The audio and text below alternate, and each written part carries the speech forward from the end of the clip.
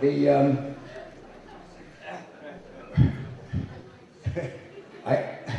I was friends with the only Italian non-Jewish kid that went to Weequahic High School, a fellow by the name of Joey Sedano. Well, Joey Sedano was in a movie called The American Gangster. But Joey and I, we hooked up years ago, and may he rest in peace, he was a good guy.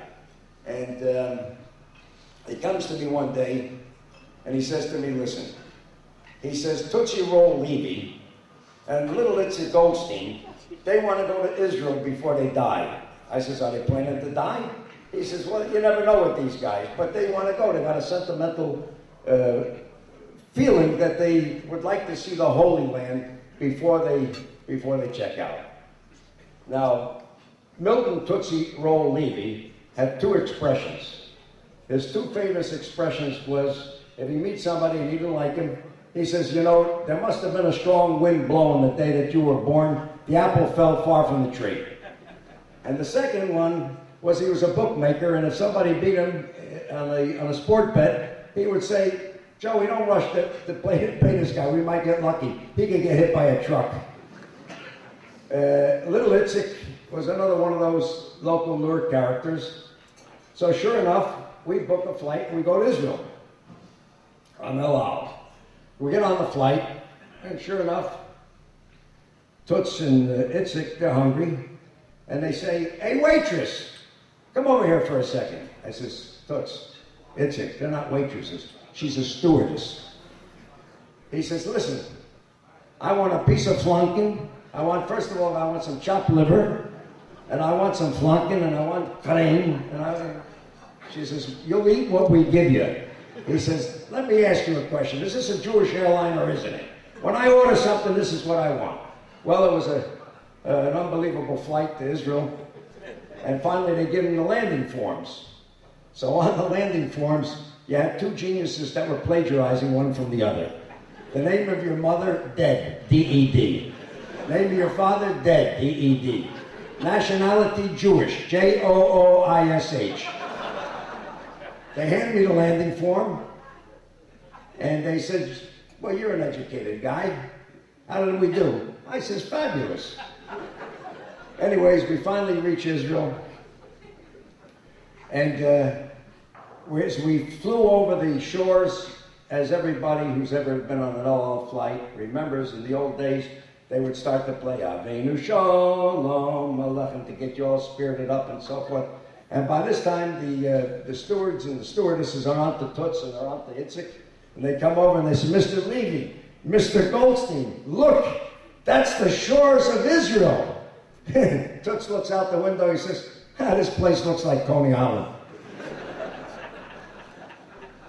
We check in a hotel, and I says, okay, boys, I have a cousin. His name is Moish. He's married to Clara's cousin, Shelley. He's a veteran from the Yom Kippur War. He's going to come pick us up. We're going to go do some touring. We're going to go to Jerusalem. We're going to see the wall and so forth and so. So when they go downstairs in the Hilton Hotel, they see they got a Turkish bath. No, I said, forget about that. Let's go to the Turkish bath. I said, you didn't have to come to Israel, go to the Turkish bath. You could have gone to 46th Street. You had the Luxor bath. Finally, at long last, we get to the wall. A friend of mine comes, picks us up, and takes us to eat some Israeli food. Nah, these guys says, we don't eat this Egyptian food. We want Jewish food.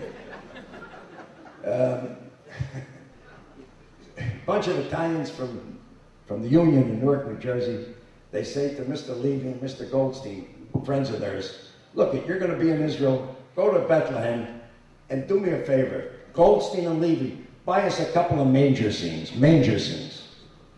Could you believe this? They asked Levy and Goldstein for a couple of manger scenes. So we go to Bethlehem, and we go into a store, and Toots says, no, I don't want that one. No, give me that one over there. No, give me that one. And we're there for a couple of hours, and that poor Arab, I'm starting to feel bad for the guy. Finally, they make a decision. They buy a couple of manger scenes. They don't know what they're buying. We get in the cars. We're driving away. Itzik is taking rosary beads out of his gatkes. He's taking crucifixes. I says, what'd you steal? He says, Weißnisch, I don't know. He says, but it's just, you know, there to take. Eventually, Toots Levy was very sick, and he was on his way out. And Joey Sedano says to me one day, we're going to go down to visit Toots. He's at an hospital, I think it was down in New Brunswick. So we get in the car, and there was an infamous bank robber from Newark, New Jersey by the name of Crazy Willie. And he's sitting in the back seat, and we go down to see Toots. And on the way back, after all, I know Crazy Willie for years, and I figured I might as well make some conversation with him.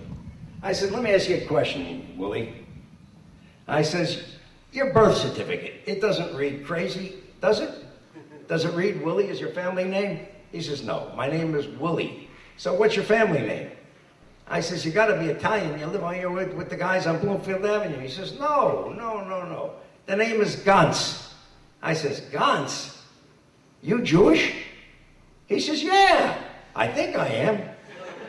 He says, I can say things in Jewish. You can say things in Jewish, what can you say? He says, I remember a prayer. And how does it go? He says, broken toy. He said, broken toy? He's trying to say Baruch Atah. So I says, Willie, did you have a bris? So he says, what the hell is that? Joey Sedano says to him, did you have a mole? Cut it off. He says, a mole? We got a mole in the organization? He says, no, a mole. It's a rabbi that does the circumcision. He says, I know I had it cut off, but I don't know if it was by a rabbi. Anyways, poor Toots, he finally dies. And we bury him on South Orange Avenue by the old cemetery on South Orange Avenue across from Pabst Blue Ribbon. And sure enough, Rabbi Kazanets was there that day to perform. In the spirit of Chabad, every Jew merits a proper goodbye. And Rabbi Kazanets, being polite as he was, he says to Joey Sedano, he says, Joey, let me ask you a question. In your world, is a funeral in your world similar to what it is in the Jewish world? And Joey Sedano says to him, he says, Rabbi, I got to be honest with you. In most cases, when our guys die, we never find the body.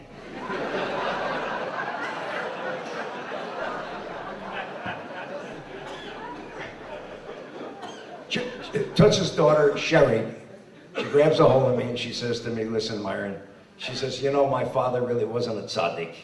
I says, I know that. She says, but we'd like to have one evening of Shiva for him. I said, okay, I'll arrange it. And where do you want to have it? Well, it's only appropriate that we sit Shiva at Joey Sedano's house. So fine.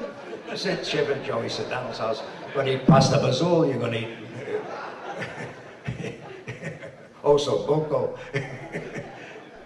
So anyways, we all go up there, Sonny the Wig, Blackie, Frenchie, all the guys, Sally Moon, Putty, Benny Markowitz, Little Itzik, Jake Mohawk. And when it comes time for a minyan, we say, let's start counting. We need 10 men, 13 years of age and over. And we start to count, and I realize we're short. I put out an SOS call to Rabbi Kazanets, and Rabbi Kazanets came that evening with Errol Berman. And sure enough, we start to count. Do you remember all this, Rabbi Kazanets? I'm not perjuring myself up here, not for you and not for anybody. And so we start to count, and as we count, we reach 9, and sure enough, Crazy Willie comes over to me and he says, I had it by a moil. Bingo, 10. But Rabbi Kazanets says, gentlemen, it's only proper that for a proper form of prayer, everybody covers their heads. So, as he says to them, everybody cover their heads. All the guys went out to the car, and they come back a few minutes later, and everybody, the minyan was held with most of the guys wearing ski masks.